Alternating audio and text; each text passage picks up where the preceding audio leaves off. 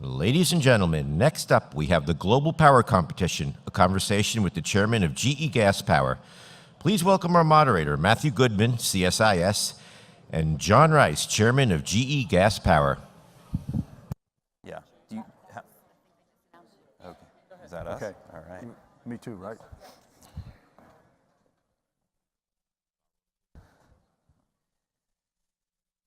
Okay.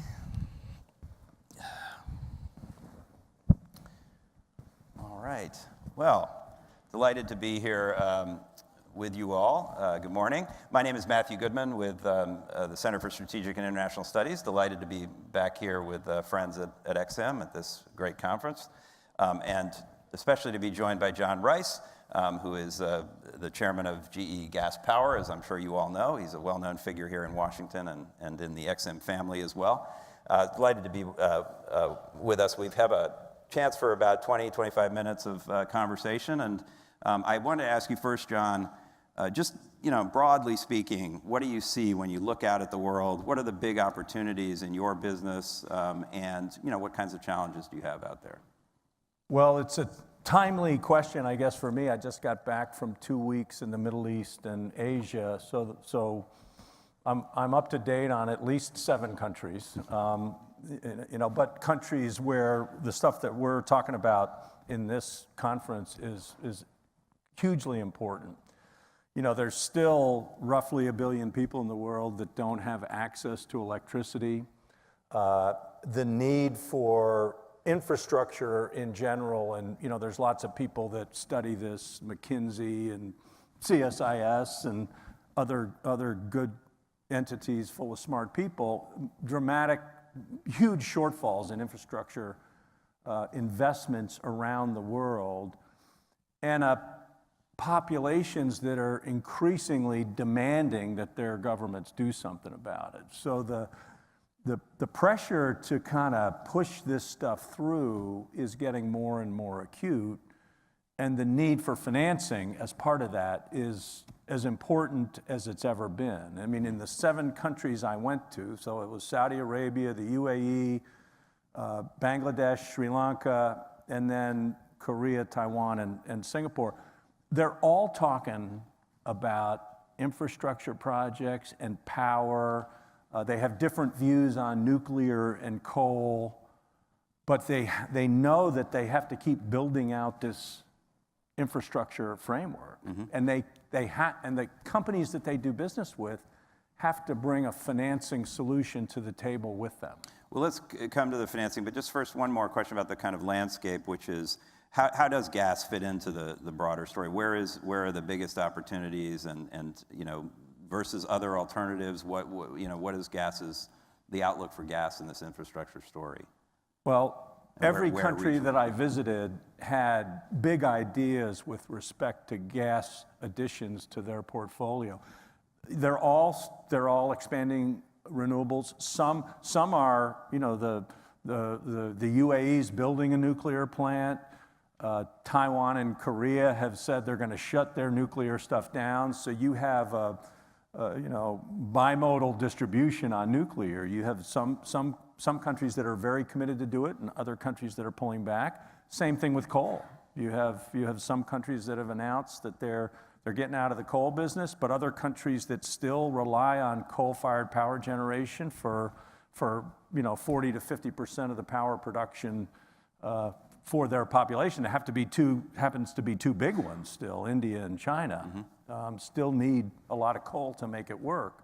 But gas, and I would say in general, you're going to see more of a gravitational pull toward gas and renewables in the construct of these countries' portfolio of power generation technologies. And sort of, again, for a layman, why is that? What's the big draw for gas?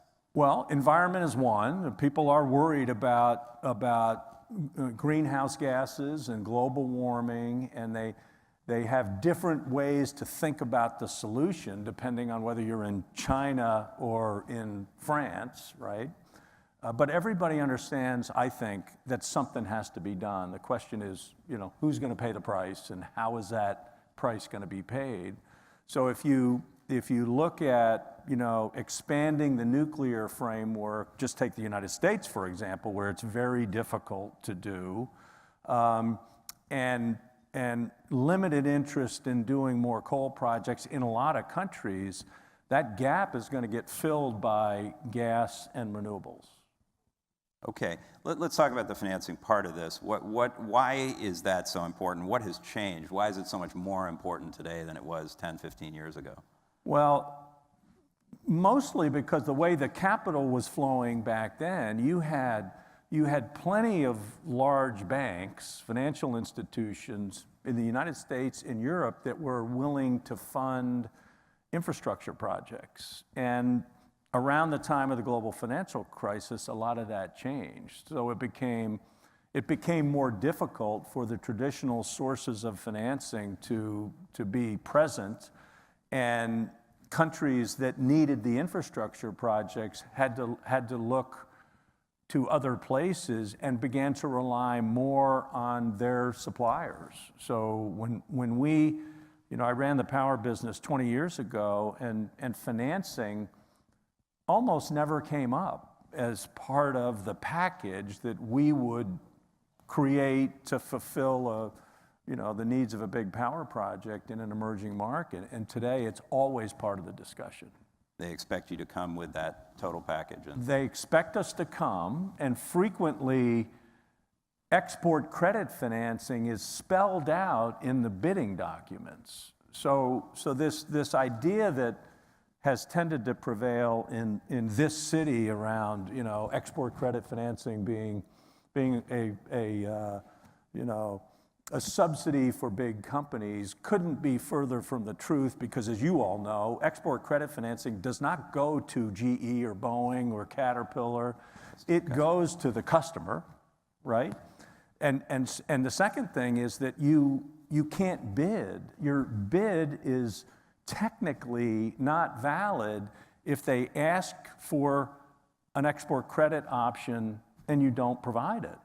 So even if you have the best technical solution and the best price, your competition is going to object if you win, and they're probably going to prevail. So this point that it's a condition right up front as part of the bid, that you at least have it as an option. Whether they choose to select it or not, that's up to them. And sometimes they'll go with where they find the best priced option. To submit a legitimate bid, you have to have a source. And who's doing it right? I mean, who's bringing this package? Obviously, leading question, because China presumably is part of this you story. Start there. But talk about them. Talk about others. Europe, others that are in this game. Well, the UK, France, Germany, Italy, Switzerland, Hungary. We are very active with the Hungary Export Credit Agency, and basically over the last 10 years, you could kind of see this coming. It's not I don't have to tell anybody in this room, it's not a new issue. And so we started building out our capabilities in the 2010 timeframe, when we saw what was happening after the post the global financial crisis, and we made and developed those connections with the Canadians, all the other ones I've mentioned, and figured out what it was going to take to have a relationship with them and satisfy their requirements in a way that would allow us to have more financing options for infrastructure projects around the world. So they're all playing. There's probably 100 countries that have some form of export credit financing. The Saudis, where I was 2 weeks ago, are standing up an export credit bank this year. We talked to them about it 2 years ago, and in the last 2 years, they've developed the capability, and they're launching this year. Interesting. And so on China, so this is a story that started before Belt and Road, presumably, but the Belt and Road Initiative, China says it's going to spend $1 trillion. You sometimes see numbers as 4, 8 trillion. Some of them probably fanciful numbers, but big numbers. China's spending a lot of money in this area. Has that changed the game, or is this just a kind of consistent part of what China's been doing, and it's now packaged in a different way? I think it's the latter. I mean, I think that it's been relevant part of what Chinese does to try to influence outcomes in their favor, just like the U.S. tries to do things to influence outcomes in its favor. So it's not a unnatural act, but they've amped it up, no question. And this Asian Infrastructure Investment Bank that was started, I think, 4 or 5 years ago. 4 years ago. You know, I really don't understand why the U.S. opted not to participate when just about every other major country is. You know, they're providing some financing in this. So there's several different vehicles that China is either directly responsible for or leading. Right, and GE has been involved in, named Belt and Road projects, like in Pakistan. I think you had a couple of power deals there over the last couple of years. Yeah. Am I right about that? Yeah. And so you see this as an opportunity, and do you feel that American companies have, good opportunities there, or is there a, No, tilting absolutely. of the scales to Chinese, or? You have to get over the fact that you can't, that having maybe 60% of something is better than having 100% of nothing.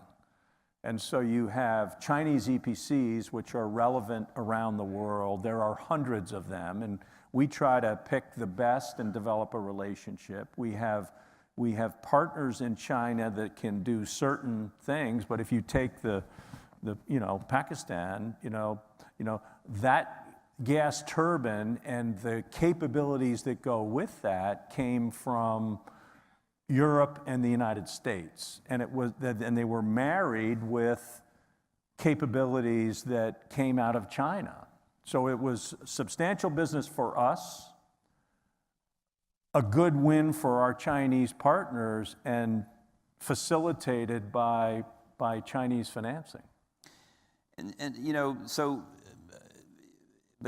The U.S. has, even if we had an EXIM that was fully up and running, it's not going to be competing just on the numbers. I mean, numbers like $1 trillion, or you look at the balance sheet of the China Development Bank or China Export-Import Bank. I mean, we're never going to be on that scale. Why is it so important to have our own functioning EXIM? It gives you flexibility. So it's not the size. I think the biggest year on record for EXIM was 20 billion or something like that, and I shouldn't even use a number like that in this audience, because there's probably 100 people I out have there that written down somewhere, that know but, know the actual number, but it's something like that. Right. But when you look around the world, in Germany and France, they're 2 or 3 times that in terms of what they're willing to fund. But I think, Matt, to your point, it's not the absolute dollar value. It's having the ability to go in early on in the bidding process and say, we can build this gas turbine in Greenville, South Carolina, and I've got LOI from EXIM that says they'll participate in the project if we want them to, right? That's what's helpful early on, so that you don't have to scramble around and piece this together later on and risk that the customer says, well, it's going to just be too hard for you. I think I'm going to go to Siemens or MHI. Mm-hmm. And so you can see it when your customers, you're dealing with them, that even if it's not, Chinese scale money, it's there at the beginning. It's part of the package you're offering, and yeah, it makes a big difference. And it allows you to be faster, more agile, more flexible, and in the end, it's got to be a deal that makes sense with respect to the EXIM governance and approval processes, and it's got to be a deal that makes sense to the customer. But having that option gives you a lot of flexibility. Yeah. Do you sense that this year might be a turning point for EXIM? I mean, it feels like there have been some favorable direction, including, I hear yesterday, we heard some positive things that were helpful from the White House. Do you feel like this could be the year that this turns around? Well, I've always, I defer to all of you in terms of making sense out of what happens in this town. But I was encouraged by what I heard yesterday, and to me, this kind of stuff always, you look for tipping points. not just here, but in countries around the world, when you try to figure out if now is the time for a change that's either going to hurt you or help you, right? And I think what we heard yesterday suggests that, this might be the time. I was saying earlier this morning to some people that if you think about, I can't think about another issue like this that's been supported by the current administration and the last two administrations, the people at the top, President Obama, President Trump, the majority of Congress that over that time period has been both Republican-controlled and Democratic-controlled, depending on the House, and we haven't been able to get it done. Like, what other issue has out there where has that happened before? Right? Yeah. So maybe this is the tipping point. Yeah, well, there are shoots. My boss, John Hamre, our CEO, is saying he sees shoots of compromise starting to rise or coming together on issues like this that are not inherently partisan. And so let's hope. Shameless advertising department, which we'll get to a question, but you mentioned we're doing work at CSIS on infrastructure, and we've got a project called Reconnecting Asia, and if you go to our site, you'll see a map and database of projects. We don't have LNG projects on there yet, but we're about to add them. Yeah, we're adding them soon. But as an offshoot of that, we've got a task force chaired by former USTR Charlene Barshevsky and former National Security Advisor Steve Hadley, and we're about to issue a report next month with recommendations of how the U.S. can play in this game. And one of them will be, have a functioning export credit agency. But we've got some other things in there that I wonder just if you could speak to kind of what else does the U.S. need to be doing? We got great companies with great products and services. There's this, financing piece. What else can the U.S. government, we are in Washington, what else should the U.S. be doing to support our participation in this global infrastructure story? Workforce retraining and upskilling. So I think that, and these numbers are a few years old, but if you look at how much is spent in the United States compared to the average for the OECD countries, it's off by a factor of 5. And I think companies have an obligation and the government has an obligation. This world is changing fast, and we need to make sure that we're preparing the workforce for what comes next. And we simply collectively don't spend enough on worker training and upskilling. We've made it a priority within GE, we always have, but we need to make sure that what we do is married in the right ways with what the government does so that we create a synergistic approach. Apprenticeship programs, the kind of stuff that has made Germany, which is one of the higher cost places to manufacture in the world, so successful. And not everybody's cut out for a 4-year degree. Take these young people, teach them what a real manufacturing environment is like, and do it when they're 15 or 16. Start when they're 15 or 16, right? So, yeah, and you point to an important point that if we're going to succeed in the world, we need to start at home, and we need to get those skills right. We need to invest in infrastructure ourselves. I think this is more important than short-term tariff and trade stuff. I really do. I think if you want to play the long game, short-term, yeah, you can do things with tariffs and trade, taxes and stuff like that. But if you want to win the long game, you need to make sure that you have the workforce that can handle anything that's coming. And we know it's going to be more digital. We know that you're going to have to be more agile. You're going to have the lead times are going to come down for the kind of stuff that we do. We all order stuff online and expect it to be at our homes when we get home tonight. Well, we're not quite that fast when we build gas turbines or jet engines, but the expectation is that it's going to get faster and faster and faster.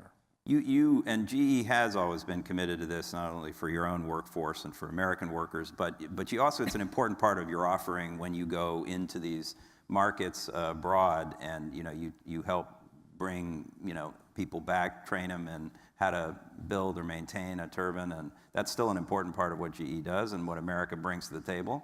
It more is, broadly. and Matt, this is a great point, because it's this, the local content is, all local content is not created equally, and we've always argued that the value of a GE job is worth more than the value of somebody else's job, because it comes with adherence to the rules and compliance and transparency, and and if we're going to build a gas turbine somewhere, we also help develop the supply base, because you can open up a manufacturing plant anywhere, but you got to staff it, and your suppliers have to be good. So you end up with a ecosystem to support one facility that's much bigger than the absolute number of jobs that you create in that facility. Right.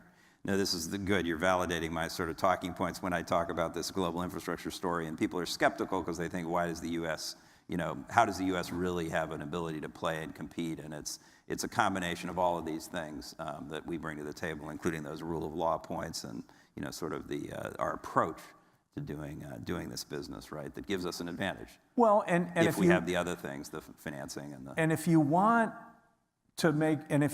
people who are kind of living to the right standard in terms of child labor and safety and the things that we expect when we have operations in the United States, and you want to see them in every country around the world, you don't get those by setting a bar up here and then saying, okay, when you can clear that bar, we'll come in and do business with you. Mm-hmm.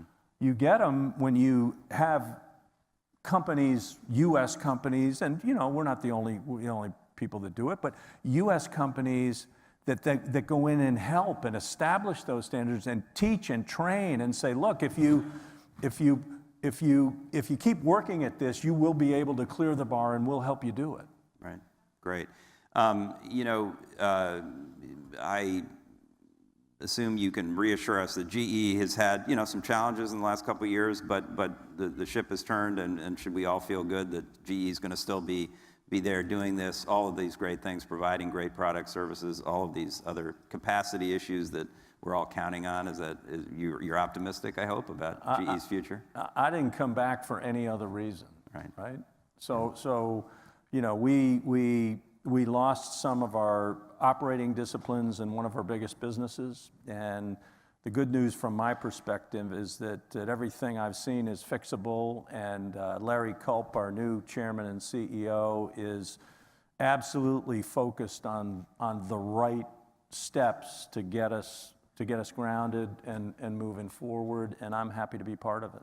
Great. Well, I think all Americans want you to succeed, whether we're shareholders or not. It's important in this broader story of our role in the world, as is a functioning EXIM, and I'm glad that everybody is here, and I assume sort of believes that we've got to have a full toolkit when we go out in the world with the great companies and the support they need. So, and I would just say, look, I have been a lot of what I've said today, some of you have heard me say over the last 5 or 6 years. So I don't have a new speech on this, but I'm open to any thoughts that any of you have in terms of how we tailor if this is a tipping point, that and this is the chamber, the manufacturing groups, the messages. How do we tailor this message to get it to the right people in the right way right now? If this is going to be the tipping point that gets us past this logjam, I can tell you from a GE perspective, we're open to the message, who should deliver it, how it can be delivered, so that we get this done this time. Well, great. I feel better. Terrific insights delivered in a way that's very clear and accessible, and really appreciate that. Please join me in thanking John Rice for his time today. Thanks a lot. Thank you. All right, terrific. Thank you. Thanks. That was great.